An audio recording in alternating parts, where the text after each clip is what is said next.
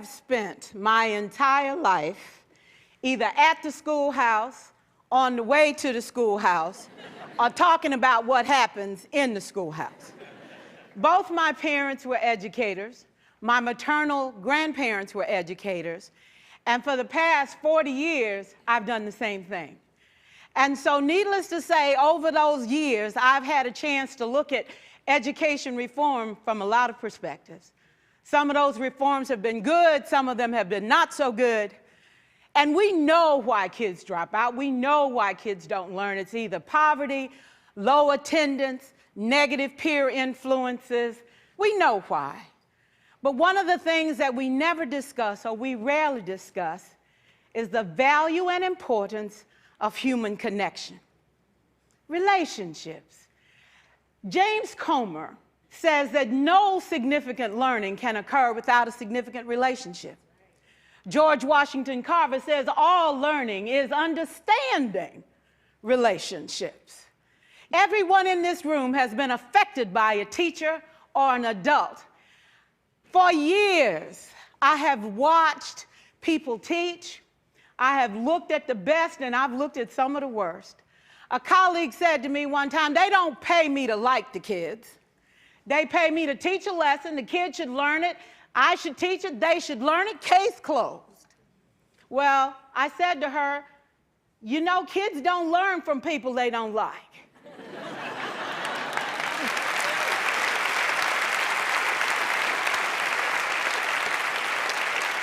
She said, that's just a bunch of hooey. And I said to her, well, your year is going to be long and arduous, dear. Needless to say, it was. Some people think that you can either have it in you to build a relationship or you don't. I think Stephen Covey had the right idea. He said you ought to just throw in a few simple things, like seeking first to understand as opposed to being understood. Simple things like apologizing. You ever thought about that? Tell a kid you're sorry, they're in shock. I taught a lesson once on ratios. I'm not real good with math, but I was working on it. And I got back and looked at that teacher edition. I taught the whole lesson wrong. So I came back to class the next day and I said, look, guys, I need to apologize. I taught the whole lesson wrong. I'm so sorry. They said, that's okay, Miss Pierson. You were so excited. We just let you go.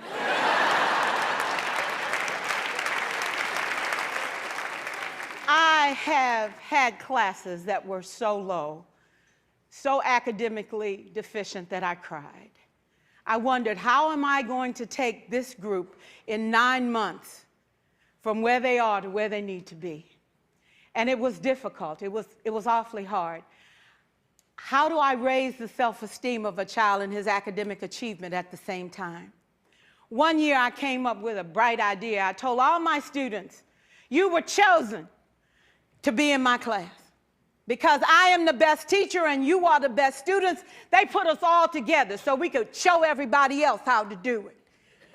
One of the students said, really? I said, really? We have to show the other classes how to do it. So when we walk down the hall, people will notice us. So you can't make noise, you just have to strut. And I gave him a saying to say, I am somebody. I was somebody when I came. I'll be a better somebody when I leave. I am powerful and I am strong. I deserve the education that I get here. I have things to do, people to impress, and places to go. And they said, yeah. You say it long enough, it starts to be a part of you. And so,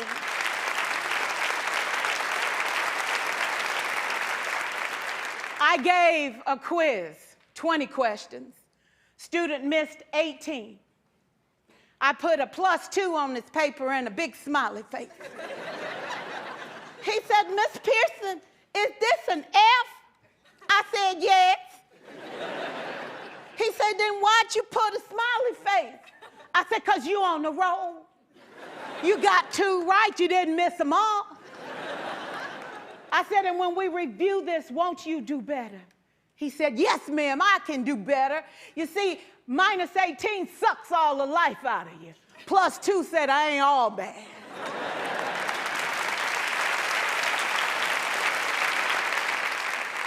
4 years, I watched my mother take the time at recess to review, go on home visits in the afternoon, buy combs and brushes and peanut butter and crackers to put in her desk drawer for kids that needed to eat, and a washcloth and some soap for the kids who didn't smell so good. See, it's hard to teach kids who stink. And kids can be cruel.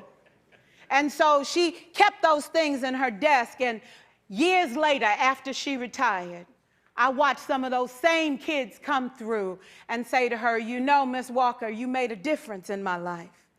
You made it work for me. You made me feel like I was somebody when I knew at the bottom I wasn't. And I want you to just see what I've become. And when my mama died 2 years ago at 92, there were so many former students at her funeral. It brought tears to my eyes, not because she was gone, but because she left a legacy of relationships that could never disappear. Can we stand to have more relationships? Absolutely. Will you like all your children? Of course not. And you know your toughest kids are never absent. Never. You won't like them all, and the tough ones show up for a reason. It's the connection, it's the relationships. And while you won't like them all, the key is they can never, ever know it. So teachers become great actors and great actresses, and we come to work when we don't feel like it, and we listen to policy that doesn't make sense, and we teach anyway. We teach anyway because that's what we do. Teaching and learning should bring joy. How powerful would our world be if we had kids who were not afraid to take risks, who were not afraid to think, and who had a champion? Every child deserves a champion, an adult who will never give up on them, who understands the power of connection and insists that they become the best that they can possibly be. Is this job tough? You betcha. Oh God, you betcha. But it is not impossible. We can do this. We're educators. We're born to make a difference. Thank you so much.